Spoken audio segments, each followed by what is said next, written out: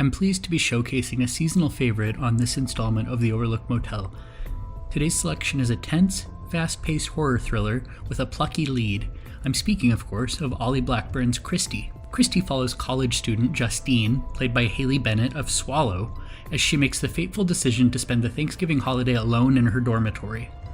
The long weekend starts out uneventful enough, but a random encounter with a sinister group of rabble-rousers lands the young woman in a full-on battle for survival.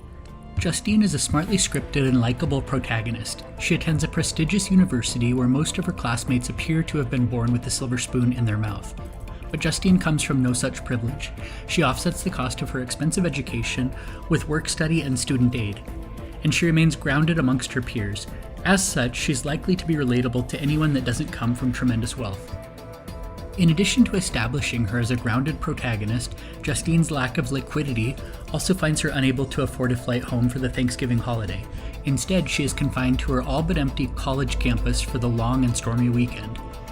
Justine's initial plan is to spend the day eating TV dinners with her roommate Nicole, but when Nicole's parents surprise her with a family trip to Aspen, Justine finds herself very much alone. While that sounds like a less than ideal way to spend the Thanksgiving holiday, it's a brilliant setup for a horror picture, and it's realized to profound effect here. Kristy is dripping with atmosphere. Things get very creepy when the action ramps up. But even before that, director Olly Blackburn utilizes subtle tricks to keep the audience on edge. In spite of being set on what we are led to believe is a prestigious college campus, Justine's university isn't without its fair share of dank and uninviting corners. Before any of the antagonistic characters arrive on the scene, we see her navigating the derelict basement-level laundry room with buzzing and flickering fluorescent lights. And the montage that depicts Justine roaming the campus is complete with multiple shots of her standing alone in long, abandoned corridors, driving home the message that this protagonist is essentially a sitting duck. Matters only escalate when a trio of uninvited visitors ascend upon the desolate campus. From that point on, the film becomes a series of fast-paced chase sequences that barely leave the viewer with time to catch their breath. Another facet that adds to the film's efficacy is the random nature of the violence to which Justine is subjected. She crosses paths with the perpetrators at a gas station and attempts to make a good faith gesture, only to have her kindness met with hostility and violence.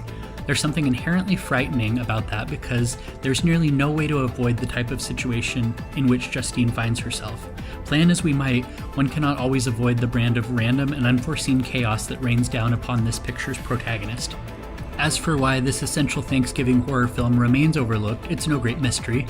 The flick had a rather anticlimactic release strategy that saw it landing briefly on Netflix with no corresponding physical media release.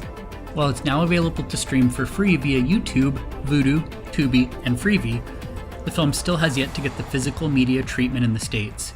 However, if you're a fan of Kristy and prefer physical media, you can track down a copy of the picture's German DVD release, which should work on any region-free player.